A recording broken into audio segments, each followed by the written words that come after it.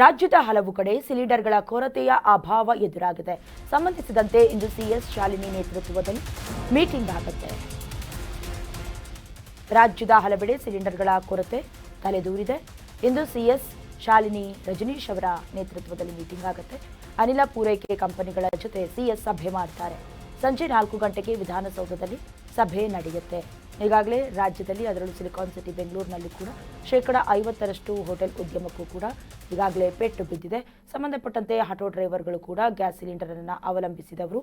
ಈಗ ಒಂದು ರೀತಿಯಲ್ಲಿ ನಮಗೆ ಹೈರಿಂಗ್ ಸಿಗ್ತಾ ಇಲ್ಲ ಅಥವಾ ಬೇರೆ ಬೇರೆ ಕಂಪನಿಯ ಒಡೆತನದಲ್ಲಿರುವಂತಹ ವೆಹಿಕಲ್ಗಳು ಕೂಡ ಪೆಟ್ಟು ಬೀಳ್ತಾ ಇರೋದ್ರಿಂದ ನಮಗೆ ಹೊಟ್ಟೆಗೆ ತಣ್ಣೀರು ಬಟ್ಟೆ ಹಾಕೊಳ್ಳೋದೇ ಗತಿ ಅನ್ನೋದಾಗಿ ಬೇಸರವನ್ನು ವ್ಯಕ್ತಪಡಿಸ್ತಾ ಇದ್ರು. ಸಂಬಂಧಿಸಿದಂತೆ ದೇಗುಲಗಳು, ಶಾಲಾ ಕಾಲೇಜು, ಅನಾಥಾಶ್ರಮಗಳು, ಹಾಸ್ಪಿಟಲ್ಗಳಿಗೂ ಕೂಡ ಈಗಾಗಲೇ ಕಮರ್ಷಿಯಲ್ ಗ್ಯಾಸ್ನ ಬಿಸಿ ತಟ್ಟಿದೆ.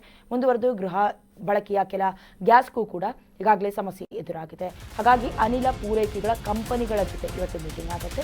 ಸಿಎಸ್ ಶಾಲಿನಿ ರಜನೀಶ್ ಅವರ ನೇತೃತ್ವದಲ್ಲಿ ಮಹತ್ವದ ಸಭೆ ಆಗುತ್ತೆ. ರಾಜ್ಯದಲ್ಲಿ ಗ್ಯಾಸ್ ಟ್ರಬಲ್ ಕೊಂಚ ಇಳಿಕೆ ಆದಂತೆ ಕಾಣಿಸ್ತಿದೆ.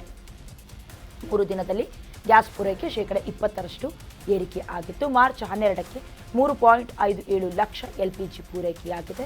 ಮಾರ್ಚ್ 14ಕ್ಕೆ 4.11 ಲಕ್ಷ ಸಿಲಿಂಡರ್ ಸಪ್ಲೈ ಆಗಿದೆ.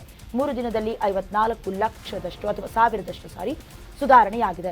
89 ಲಕ್ಷದಿಂದ 77 ಲಕ್ಷಕ್ಕೆ ಇಳಿದ LPG ಬುಕಿಂಗ್ ಈಗಾಗಲೇ ಸ್ವಲ್ಪ ಸುಧಾರಣೆ ಕಾಣಿಸ್ತಾ ಇದೆ. ಸಂಬಂಧಿಸಿದಂತೆ ಈಗಾಗಲೇ ಇರಾನ್ನ ಹೊರ್ಮುಜ್ ಜಲಸಂಧಿಯಿಂದ 2 ತೈಲ ಹಡಗುಗಳನ್ನು ಹೊತ್ತೊಯ್ತಾ ಇರುವಂತಹ ಹಡಗುಗಳಿಗೂ ಕೂಡ ಹೋಗೋದಕ್ಕೆ ಅಸ್ತು ಹೊಂದಿದ್ದಾರೆ. ಶಿವಾಲಿಕ್ ಹಡಗು ಈಗಾಗಲೇ ಬಹಳ ದೊಡ್ಡ ಮಟ್ಟದ ಅನಿಲವನ್ನು ಹೊತ್ತು ಸಾಕ್ತಾ ಇದೆ.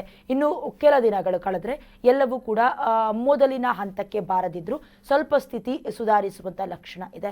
ಸಂಬಂಧಿಸಿದಂತೆ ಈಗಾಗಲೇ 89 ಲಕ್ಷದಿಂದ 77 ಲಕ್ಷಕ್ಕೆ ಇಳಿಮುಖ ಕಂಡಿದೆ. LPGಯ ಬುಕಿಂಗ್ನಲ್ಲಿ ಒಂದಷ್ಟು ಜನ ಹೆದರುಕೊಂಡಿದ್ದಾರೆ, ಆತಂಕಕ್ಕೀಡಾಗಿದ್ದಾರೆ. ಅಂದರೆ ಪ್ರೀ ಬುಕ್ಕಿಂಗ್ ಮಾಡ್ಕೊಳ್ಳೋದ್ರ ಜೊತೆಗೆ ಕಾಳಸಂತೆಯಲ್ಲೂ ಕೂಡ ಮೊದಲೇ ಅಡ್ವಾನ್ಸ್ ಬುಕ್ಕಿಂಗ್ ಮಾಡಿಕೊಂಡು ಈಗಾಗಲೇ LPGಯನ್ನು ಮನೆಗೆ ತಂದಿರೋದಾಗಿ ಕೂಡ ಕೆಲವೊಂದಷ್ಟು LPGಯ ಏನು ಹೇಳ್ತಾರೆ ಏಜೆನ್ಸೀಸ್ ಕೂಡ ಹೇಳ್ತಾ ಇದ್ರು. ಸಂಬಂಧಿಸಿದಂತೆ ಈಗಾಗಲೇ ಕೆಲವೊಂದಷ್ಟು ಬುಕಿಂಗ್ ಕೂಡ ಸ್ವಲ್ಪ ಇಳಿಮುಖವನ್ನು ಕಂಡು ಈಗ ಬುಕಿಂಗ್ನಲ್ಲೂ ಕೂಡ ಅಥವಾ ರೀಫಿಲಿಂಗ್ ಮಾಡೋದ್ರಲ್ಲೂ ಕೂಡ ಕೊಂಚ ಸುಧಾರಣೆ ಆಗ್ತಾ ಇದೆ.